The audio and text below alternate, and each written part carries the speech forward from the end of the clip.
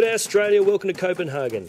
We're coming to you direct from the UN Climate Change Conference, where the nations of the world have come together to meet the challenge of our time. From business to media, NGOs, and of course the country's delegations themselves. Why? Because these 2 weeks are going to seal history's judgment on this generation.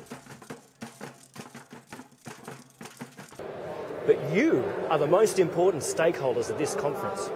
Australia has a leadership position here, but all the world is hearing is that we're full of climate skeptics. You have a real opportunity to show the world that Australians care about climate change by what you do this Saturday. Come along to the Walk Against Warming, send a message to the world that Australians want action on climate change, and you can actually affect what happens here at these negotiations. This weekend's really important. Come out for that walk against warming. Come out for those vigils on Friday and on Saturday, because we desperately need the message getting through here to Copenhagen. That's why we need to take real action now, and it won't happen without the pressure that comes from you out in the streets. You see what the coal industry can pull off in Australia. That's why, since we're never going to have as much money as they do, we need bodies, we need spirit, we need creativity, we need passion, we need you. On Saturday, December 12th, the entire world is coming together for a single global day of action on climate change. It should be the largest global day of action in history on climate. We'll see the Walk Against Warming in Australia. Hugely important. You know, Australia is one of our greatest hopes, but has yet to rise to that challenge. We're hearing a lot of strange things out of the opposition there. And we're just looking forward to seeing Australians really come out onto the streets and get behind this day. It's so important. There's no better time to do it. And what can we hope to expect from all of this? Well, there are 3 basic scenarios. 1, we get a good outcome for the world. And what does that look like? Well, that's a fair, ambitious and binding treaty.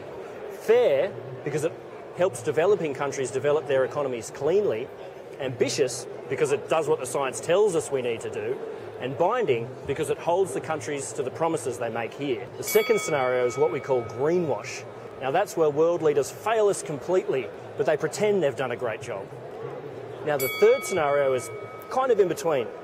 That's where countries agree on what needs to be done, but they delay signing off on the details until at least next year. Now, which scenario do we get? Well, we're hoping that people back at home in Australia can help tip the balance between a good outcome and something else. A negotiating team here can only respond to the mandate which the government back home gives them. And the government back home is scared because climate skeptics have taken over the coalition. All Australians who want to see real action on climate change need to hit the streets this weekend and take part in the Walk Against Warming. By walking this weekend, what you are doing is sending a message to every negotiator, every political leader coming here. If ever you are going to take to the streets, this is the weekend to do it. Climate justice now!